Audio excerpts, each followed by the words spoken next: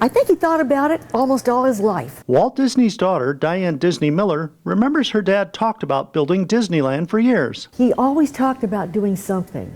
You know, the little park right across from the studio. He was not happy when Forest Lawn bought that property because he thought maybe that would be a site for it. Actually, I was out of the house. I was married and living out of the house most of the time when he was working on the park. Didn't take very long to get it all done. It's amazing to me when I realized from start of concept, Herb Ryman going back to New York with the drawing that he stayed up all night doing with Dad by his side, you know, and all that. Miller remembers her dad showing her the site while it was under construction. A couple of times Dad took me out, but it was just a lot of soft dirt and orange trees that were being moved. And to him was exciting. He'd tell you, we just moved all this earth around, you know, this is where this is going to be and all this and that. She did not attend the opening of Disneyland. He said to Mother and Sharon, I don't want any of you women out there that day. It's going to be a mess, and I don't want to have to worry about you too. A few days before Disneyland opened was a very special day for the Disney family. We did have that anniversary party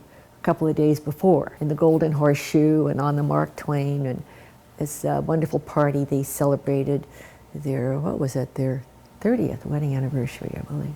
After Disneyland opened, Miller and her family spent a few nights in the firehouse apartment. Meanwhile, her dad would take his grandkids out into Disneyland to play. He came back and they'd been all over Tom Sawyer's Island. He was talking about it. He said, well, they went everywhere, and then they crawled through a look-through hole, and I couldn't get through that. All at that happiest place called Disneyland. Mark Eades reporting for OCRegister.com.